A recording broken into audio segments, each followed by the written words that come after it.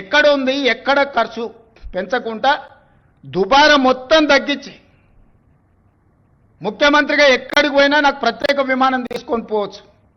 ప్రత్యేక విమానం కాదు కదా, మామూలు విమానంలో కూడా ఎకానమీ టికెట్ కొనుక్కొని పోతున్న, విదేశాలు పోతే కూడా ఫస్ట్ క్లాస్ ఏది కావాలన్నా ముఖ్యమంత్రికి ఆ హోదా ఉంటుంది.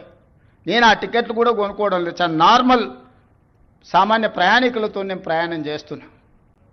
ప్రతి దగ్గర మా ఖర్చులను తగ్గించుకొని నియంత్రించుకొని నేను ఎవరికి చెప్పలే ఈరోజు వరకు. ఎందుకు చెప్పలేదంటే అదేదో చెప్పుకుంటే గొప్పలాగా ఉంటే బాధ్యతగా భావించి దుబారా తగ్గించి.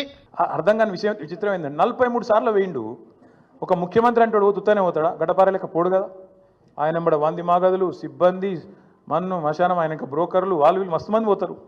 17 నెలల్లో 43 సార్లు నువ్వు ఢిల్లీకి ఎక్కే విమానం దిగే విమానం తెచ్చిందైతే ఏం లేదు. పెట్టిన ఖర్చు ఎంత? శ్వేతపత్రం విడుదల చేయి. 17 నెలల్లో నీ మంత్రులు నల్గొండకు పోయితే గిరికెళ్ళి 100 కిలోమీటర్లు పోయితే కూడా షేర్ ఆటో వాడినట్టు వాడుతారు హెలికాప్టర్లు. చూస్తలేరా మీరు? కొట్టుకుంటారు. ఇంకా భువనగిరి పోతాను, ఎమ్మెల్యేల బర్త్డేలకు హెలికాప్టర్లో పోతాను. వీళ్ళట చాలా పద్ధతిగా నడుపుతున్నారు. షేర్ ఆటో కంటే అధ్వానంగా వాడుతారు వాస్తవంగా అయితే. హెలికాప్టర్ ఉంటే తప్ప హైదరాబాద్ దాటిపోమంటుండే ఒక్కొక్క మంత్రి. ఈ ఎకానమీ క్లాస్ అంటాడు ముఖ్యమంత్రి. నువ్వు ఎక్కే విమానం దిగే విమానం మేము చూస్తలేమా? అరే రే, ప్రైవేట్ ఫ్లైట్లు, జల్సాలు, 7 విదేశీ యాత్రలు, మీ మంత్రుల హెలికాప్టర్ ట్రిప్పులు విడుదల చేయి, శ్వేతపత్రం విడుదల చేయి.